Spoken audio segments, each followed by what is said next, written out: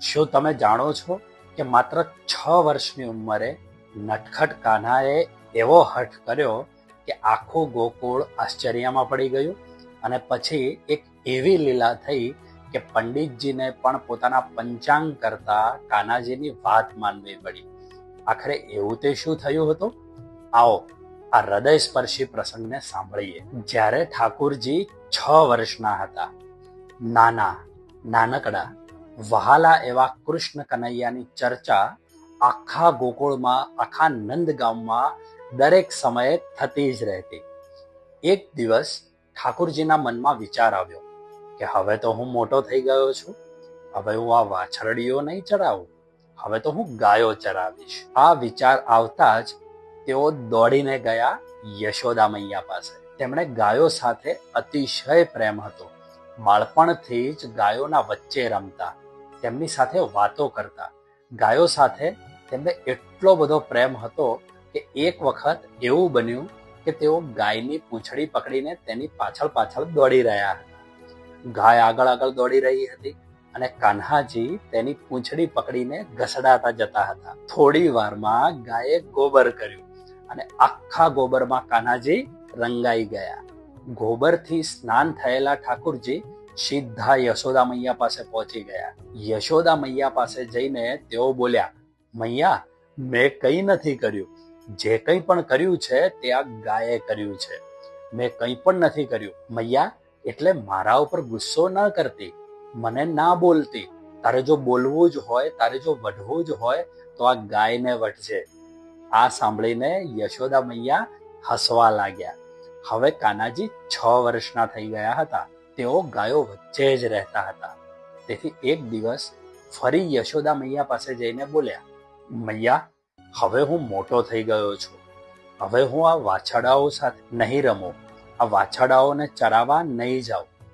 હવે તો હું ગાયો ચરાવીશ. મારે પણ બાબાની જેમ ગાયો ચરાવવા જવું છે.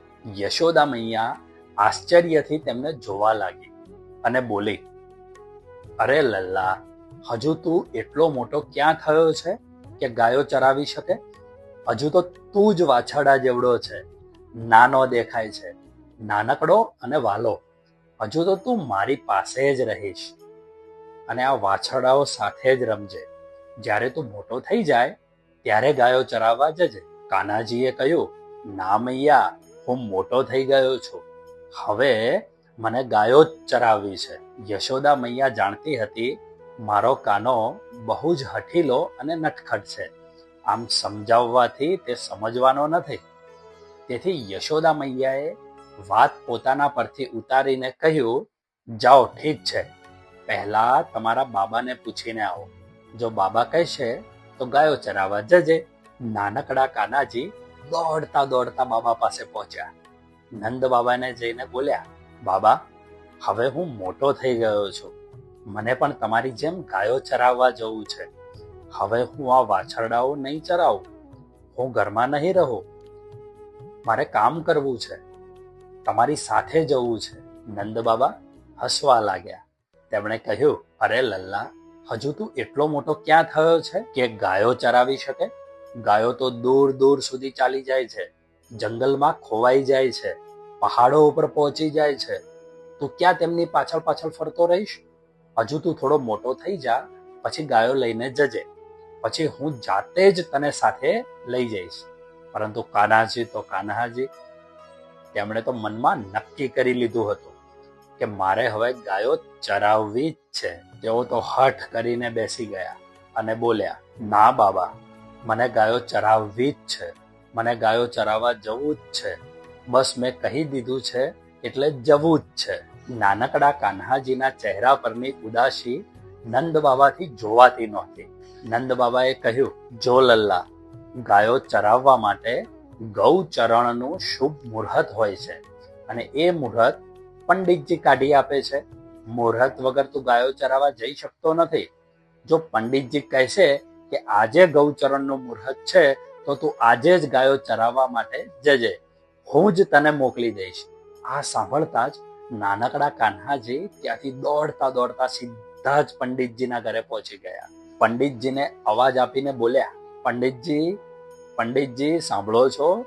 બાબાએ તમને બોલાવ્યા છે. પંડિતજીએ કહ્યું, ઠીક છે, જો નંદ બાબાએ મને બોલાવ્યો છે તો હું હમણાં જ આવું છું. ત્યારે કાનાજીએ હસતા હસતા કહ્યું, ખબર છે તમને શા માટે બોલાવ્યા છે? ગૌચરણનું મુહૂર્ત કાઢવાનું છે. મને ગાયો ચરાવવા જવું છે. પણ સાંભળજો, મુહૂર્ત કંઈ પણ હોય, બાબાને એટલું જ કહેવાનું છે કે આજનું મુહૂર્ત છે. પંડિતજી હસવા લાગ્યા. તેમણે કહ્યું, અરે લલ્લા, મુહૂર્ત હશે તો જ કહીશ ને. ઠાકુરજીએ તરત જ કહ્યું, મેં કહી દીધું ને, મુહૂર્ત આજનું જ છે તેવું જ તમારે કહેવાનું છે. પંડિતજીએ હસતા હસતા કહ્યું, ઠીક છે લલ્લા, હું કહી દઈશ કે આજનું જ મુહૂર્ત છે. હવે પંડિતજી કાન્હાજી સાથે નંદ બાબા પાસે પહોંચ્યા. નંદ બાબાને જઈને બોલ્યા, બાબા, પંડિતજી આવી ગયા છે, હવે મુહૂર્ત પૂછી લો. પંડિતજી પણ પોતાની પોથી લઈને બેઠા. હવે પંડિતજી હિસાબ કિતાબ કરવા લાગ્યા. ઘણો સમય વીતી ગયો હતો. અહીં સામે નટખટ ઠાકુરજી બેઠા હતા. પોતાની મોટી મોટી આંખોથી પંડિતજીને સતત જોઈ રહ્યા હતા અને ઈશારામાં કહી રહ્યા હતા, મુહૂર્ત આજનું જ છે, આજનું જ કહેવાનું છે. બીજી તરફ પંડિતજી પણ મૂંઝવણમાં પડી ગયા. મનમાં વિચારવા લાગ્યા, હવે શું કરું? કંઈ સમજાતું નથી. પરંતુ ઠાકોરજીની આંખોથી કેવી રીતે બચી શકું? સામે નટખટ કાનાજી બેઠા છે અને ઈશારામાં ધમકી આપી રહ્યા છે કે આજનું જ મુહૂર્ત કહેવાનું છે, નહીં તો સારું નહીં થાય. ત્યારે નંદ બાબાએ પૂછ્યું, અરે પંડિતજી, શું હિસાબ કિતાબ કરી રહ્યા છો? ઘણો સમય થઈ ગયો. પંડિતજીએ ગભરાતા ગભરાતા કહ્યું, નંદ મહારાજ, આવતા 2 વર્ષ સુધી ગૌચરણનું કોઈ શુભ મુહૂર્ત નથી. માત્ર આજનો જ દિવસ શુભ છે. આજ પછી આવનારા 2 વર્ષો સુધી ગૌચરણનું કોઈ જ મુહૂર્ત નથી. નંદ બાબાએ આશ્ચર્યથી પૂછ્યું, એટલે માત્ર આજનું જ મુહૂર્ત છે? પંડિતજીએ ગભરાતા ગભરાતા કહ્યું, હા નંદ મહારાજ, આજનું જ મુહૂર્ત છે. આ સાંભળીને નંદ બાબાએ નટખટ કાનાજી તરફ જોયું. કાનાજી તો આનંદથી ઉછળી પડ્યા અને બોલ્યા, બાબા, આજે જ મુહૂર્ત છે તો હું આજે જ ગાયો ચરાવવા જઈશ. જુઓ, હવે પંડિતજી મહારાજે પણ કહી દીધું છે કે આજનું જ મુહૂર્ત છે. પછી કાનાજીએ પંડિતજી તરફ જોઈને હસતા હસતા કહ્યું, પંડિતજી મહારાજ, તમારો ખૂબ ખૂબ આભાર. હવે તમે તમારી દક્ષિણા લઈ લો અને જઈને આરામ કરો. હવે નંદ બાબા ખૂબ આશ્ચર્યથી ઠાકોરજી સામે જોઈ રહ્યા હતા. પણ હવે તેઓ મજબૂર હતા.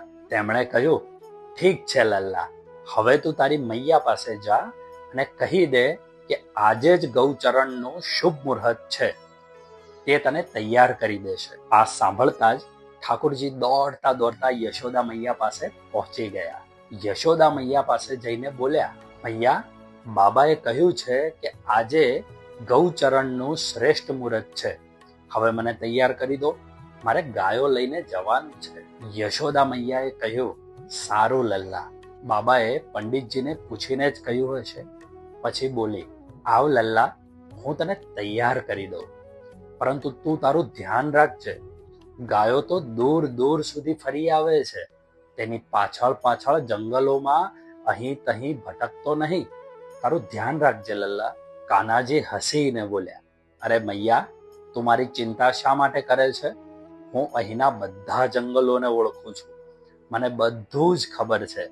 હું સાંજે બધી જ ગાયોને લઈને પાછો આવી જઈશ. તું જરાય ચિંતા ન કર. હવે બાબાને પણ થોડો આરામ કરવો જોઈએ ને. હવે બધું હું જ સંભાળી લઈશ.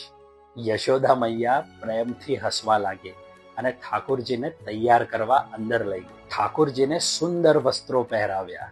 તેમને પીતાંબર પહેરાવ્યું. માથા ઉપર સુંદર મોર મુકુટ શોભતું હતું. હાથમાં વાંસળી હતી. મોટી મોટી આંખો, ઘૂંઘરાળા વાળ, પીતાંબર ધારણ કરેલા અને ચહેરા ઉપર મનમોહક સ્મિત. આજે ઠાકોરજી અત્યંત સુંદર લાગી રહ્યા હતા. તેઓ ખૂબ પ્રસન્ન હતા, કારણ કે તેમના મનની ઈચ્છા પૂર્ણ થઈ ગઈ હતી. જે વાત માટે તેઓ હઠ કર્યો હતો એ વાત આખરે સૌએ માની લીધી હતી. તેઓ ખૂબ આનંદિત હતા અને ગાયો ચરાવવા જવા માટે ખૂબ જ ઉત્સુક હતા. યશોદા મૈયાએ તેમને સંપૂર્ણ તૈયાર કરી દીધા. ત્યાર પછી મૈયા પાદુકાઓ લઈને આવી અને પ્રેમથી બોલી, આવ લલ્લા, અહીં બેસ, હવે પગ આગળ કર અને આ પાદુકાઓ પહેરી લે. કાન્હાજીએ તરત જ કહ્યું, ના રે મૈયા, હું આ પાદુકાઓ નહીં પહેરું. યશોદા મૈયાએ આશ્ચર્યથી પૂછ્યું, કેમ લલ્લા, પાદુકાઓ કેમ નહીં પહેરે? અરે તને ખબર છે ને કે કેટલો તડકો છે? આખી ધરતી ગરમ લાય જેવી થઈ ગઈ છે. તારા કોમળ પગ દાઝી જશે. રસ્તામાં કેટલા કાંકરા, પથ્થરો વાગશે, કાંટાઓ પણ છે, તે પણ વાગશે અને તારા પગમાં દુખશે કાન્હા. ના લલ્લા ના, આવ, પાદુકાઓ પહેરી લે, હઠ ન કર. ઠાકુરજીએ ફરીથી કહ્યું, ના રે મૈયા, હું આ પાદુકાઓ નહીં પહેરું. યશોદા મૈયાએ પ્રેમથી પૂછ્યું, કેમ નહીં પહેરે લલ્લા? એવી પણ શું હઠ છે? આવ, પાદુકાઓ પહેરી લે. ત્યારે ઠાકુરજીએ કહ્યું, ના મૈયા, જો હું પાદુકાઓ પહેરીશ તો એક શરત પર જ પહેરીશ. યશોદા મૈયાએ પૂછ્યું, કેવી શરત લલ્લા? ઠાકુરજીએ ખૂબ પ્રેમ ભર્યા સ્વરે કહ્યું, મારી જેટલી ગાયો છે એ બધાને પણ પાદુકાઓ પહેરાવો. મારી ગાયો પણ તો ઉઘાડા પગે ચાલે છે, એ પણ દૂર દૂર સુધી જાય છે, તપતી ધરતી પર ચાલે છે. તેમના માર્ગમાં પણ કાંકરા, પથ્થરો અને કાંટાઓ આવે છે. જ્યારે મારી ગાયો પાદુકાઓ નથી પહેરતી તો પછી હું શા માટે પહેરું મૈયા? કાન્હાજીનો આ કરુણા ભર્યો ભાવ જોઈને યશોદા મૈયાની આંખમાં આંસુ આવી ગયા. યશોદા મૈયા જાણતી હતી કે મારો કાન્હો કોઈ વાત એમ કરતો જ નથી. તેની દરેક વાત પાછળ કંઈક ને કંઈક ઊંડો અર્થ છુપાયેલો જ હોય છે. એ દિવસથી લઈને આખા વ્રજમાં કાન્હાજીએ ક્યારેય પણ પાદુકાઓ પહેરી નથી. આજે આપણે જ્યારે વ્રજ રજની વાત કરીએ છીએ તો એ કોઈ સામાન્ય રજ નથી. વ્રજની પવિત્ર ધરતી પર ઠાકુરજીના ચરણનો સ્પર્શ પામીને પોતાને ધન્ય માને છે. એ વ્રજની રજ આજે પણ ઠાકુરજીના ચરણ ચિહ્નોની પવિત્ર યાદ જીવંત કરાવે છે. ઠાકુરજીના ચરણોએ જે રજને સ્પર્શ કર્યો છે એ વ્રજની રજ સામાન્ય કઈ રીતે હોઈ શકે? મિત્રો, આપણા કાન્હાજીને પોતાની ગાયો સાથે અને પ્રકૃતિ સાથે અતિશય પ્રેમ હતો. એટલો પ્રેમ કે જેની આપણે કલ્પના પણ કરી શકતા નથી. જ્યારે આપણે તેમની સર્જેલી પ્રકૃતિને સુખ આપીએ છીએ, કોઈ જીવને સુખ પહોંચાડીએ છીએ, વૃક્ષો વાવીએ છીએ, કોઈ પણ જીવ માત્ર પણ દયા રાખીએ છીએ, ત્યારે વિશ્વાસ રાખજો, એ સુખ સીધું આપણા ઠાકુરજી સુધી પહોંચે છે. એ આનંદ આપણા ઠાકુરજીને પ્રાપ્ત થાય છે. આપણો કનૈયો ખૂબ પ્રસન્ન થાય છે જ્યારે આપણે કોઈના જીવનમાં સુખનું કારણ બનીએ છીએ. આ વ્રજની રજ એ કોઈ સામાન્ય ધૂળો નથી. જ્યારે પણ તમે વૃંદાવન જાઓ ત્યારે એક વાત હંમેશા યાદ રાખજો. વૃંદાવનની એ પવિત્ર ભૂમિ પર પગ મૂકતા પહેલા પોતાના બંને હાથ જમીન ઉપર મૂકજો. પછી ત્યાંની પવિત્ર રજને પોતાના મસ્તક ઉપર ચડાવજો અને ઠાકુરજીને પ્રણામ કરજો. ઠાકુરજીનો આભાર માનજો કે તેમણે તમને એવું સૌભાગ્ય આપ્યું કે તમે એ પવિત્ર ભૂમિ ઉપર પહોંચી શક્યા. એ વ્રજમાં પહોંચ્યા જ્યાં તેઓ ગાયો ચરાવતા હતા, જ્યાં તેઓ રમતા હતા, જ્યાં તેઓ પોતાની દિવ્ય લીલાઓ કરતા હતા. એ કોઈ સામાન્ય રજ નથી. આ એ જ વ્રજની રજ હતી જેને પોતાના મુખમાં મૂકી હતી. અને ત્યારે યશોદા મૈયાને અનંત બ્રહ્માંડના દર્શન થયા હતા. આ એ જ બ્રજની રજ છે જેને પોતાના મુખમાં લેવા માટે ઠાકુરજી પણ આતુર રહેતા હતા. એટલે વૃંદાવન જવું પણ કોઈ સામાન્ય વાત નથી. કારણ કે વૃંદાવન દરેક વ્યક્તિ જઈ શકતું નથી. જેને ઠાકુરજી પોતે બોલાવે છે એ જ વૃંદાવન પહોંચી શકે છે. આપણને લાગે છે કે આપણે ઠાકુરજીને મળવા જઈ રહ્યા છીએ, પરંતુ વાસ્તવિકતા તો એ છે કે ઠાકુરજી જેને મળવા ઈચ્છે છે તેને જ વૃંદાવનમાં બોલાવે છે. આ કોઈ સામાન્ય સ્થાન નથી. જ્યારે પણ આપણે પ્રકૃતિને સુખ આપીએ છીએ, પ્રકૃતિની સેવા કરીએ છીએ, ઈશ્વરે બનાવેલી આ સૃષ્ટિનું જતન કરીએ છીએ, કોઈ પણ જીવ માત્રને સુખી રાખવાનો પ્રયત્ન કરીએ છીએ, ત્યારે વિશ્વાસ રાખજો કે આપણે સીધા ઠાકુરજીની સેવા કરી રહ્યા છીએ. અને એ સેવા ઠાકુરજીને અતિશય આનંદ આપે છે. એક નાનકડી ચીંટીના પગલાનો અવાજ પણ ઠાકોરજી સુધી પહોંચે છે. તો પછી આપણી ચિંતા તેમને કેટલી હશે એની તો આપણે કલ્પના પણ નથી કરી શકતા. તો મિત્રો, આ દિવ્ય પ્રસંગ આપણને શીખવે છે કે ભગવાન શ્રી કૃષ્ણને માત્ર ભક્તિ જ નહીં, પરંતુ દરેક જીવ પ્રત્યેનો પ્રેમ અને પ્રકૃતિ પ્રત્યેનો આદર પણ અત્યંત પ્રિય છે. જો તમે પણ કનૈયા પ્રત્યે સાચો પ્રેમ હોય તો આજથી જ એક સંકલ્પ કરજો, ક્યારેય કોઈ નિર્દોષ જીવને દુઃખ નહીં આપીએ, પ્રકૃતિનું રક્ષણ કરીશું અને દરેકમાં ભગવાનનું સ્વરૂપ જોઈને પ્રેમ વહેંચીશું. મિત્રો, તમને પણ જો આવી ભક્તિમય વાતો સાંભળવી ગમતી હોય તો અમારી ચેનલ દીર્ઘ સ્પર્શ 24 ને અવશ્ય સબસ્ક્રાઇબ કરી લેજો.